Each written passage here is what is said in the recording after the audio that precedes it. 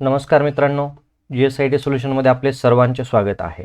तर इथं नीट लक्ष द्या, ज्या अंगणवाडी सेविका आहेत त्याच सेविकांमधून मुख्य सेविकांची ही जी भरती आहे ही भरती केली जाणार आहे आणि त्याच्यासाठी ऑनलाइन ॲप्लिकेशन जे आहे ते ऑनलाइन ॲप्लिकेशन सुरू झालेले आहेत। परंतु आता आपल्याला तिथं लक्षात घेणं गरजेचं आहे की त्याच्यासाठी कोणता क्रायटेरिया त्यांनी लावलेला आहे आणि कशा पद्धतीनं त्याच्यामध्ये ज्या काही अटी घातलेल्या आहेत त्या अटी आहेत त्या पात्रतेमध्ये त्या अटींमध्ये आपण बसत आहे का आणि आपलं तिथं त्या ठिकाणी सिलेक्शन होऊ शकते का हे आपल्याला पाहणं तेवढंच गरजेचं आहे। तर मित्रांनो, तुम्हाला आपल्या आजच्या या व्हिडिओमध्ये त्या ज्या काही पात्रता आहेत त्या पात्रता कशा पद्धतीने आहेत हे आम्ही सविस्तरपणे सांगितलेले आहेत।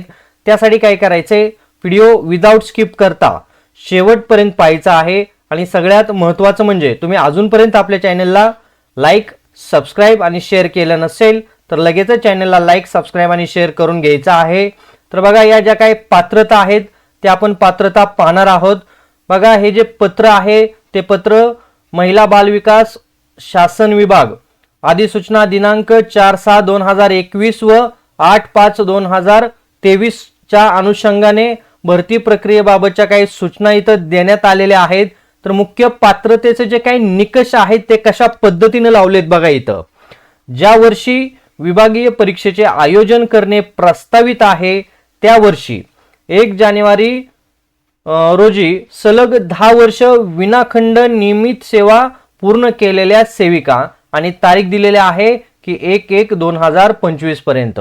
म्हणजे तुम्ही अंगणवाडी सेविका म्हणून तिथं जॉबला लागल्यानंतर तुमची अखंड सेवा, त्याच्यामध्ये कोणताही खंड नसला पाहिजे, कोणताही गॅप नसला पाहिजे, अशी 10 वर्षांची सेवा कंप्लीट होणं अपेक्षित आहे।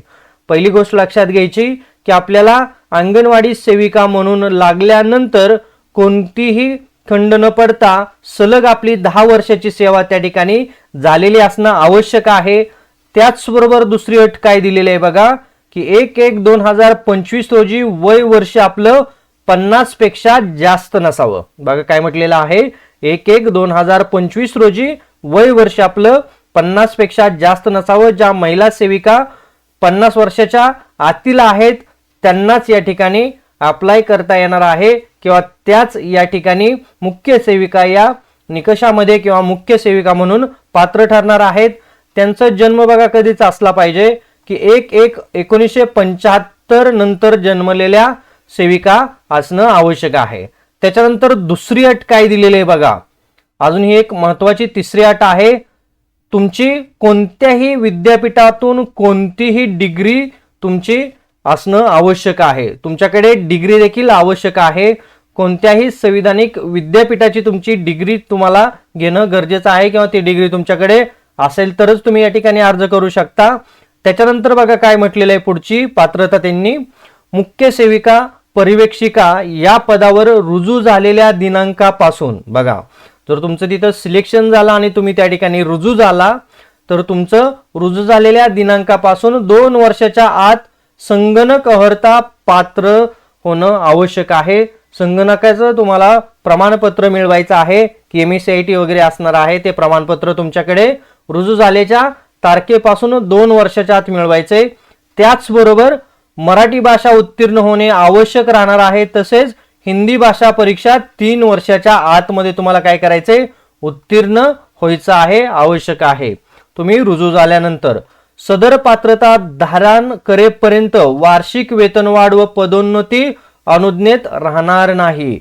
म्हणजे तुम्ही ही जे काय पात्रता दिलेली आहे शेवटची की ज्याच्यामध्ये तुमच्याकडे MSCIT प्रमाणपत्र असणं आवश्यक आहे, मराठी भाषेचं तसेच हिंदी भाषेची परीक्षा 3 वर्षाच्या आतमध्ये तुम्ही रुजू झाल्यानंतर केव्हाही किंवा लगेच किंवा तुमच्याकडे ह्या जर पात्रता असतील तर तुम्हाला त्याच वेळेपासून तुमचं जी काही पदोन्नती असणार आहे किंवा जे वेतन असणार आहे ते लागू होणार आहे। ज्यांच्याकडे नसतील त्यांना ह्या गोष्टी 3 वर्षाच्या आतमध्ये काय करायच्या आहेत, कंप्लीट करायच्या आहेत। संगणक प्रमाणपत्र 2 वर्षाच्या आतमध्ये कंप्लीट करायचं आहे। आलं का लक्षात? ज्यांचं झालेलं नसेल, या सगळ्या अटी शर्तीमध्ये बसत आहेत, त्यांनी आत्ताच संगणकाची जी परीक्षा आहे ती परीक्षा दिली तरी चालणार आहे, हिंदी भाषेची दिली तरी चालणार आहे की जेणेकरून तुम्हाला हा जो लाभ आहे मुख्य सेविकेचा जो तुम्हाला पदोन्नती भेटणार आहे, त्याचा फायदा तुम्हाला लवकर भेटेल, हे लक्षात घ्या.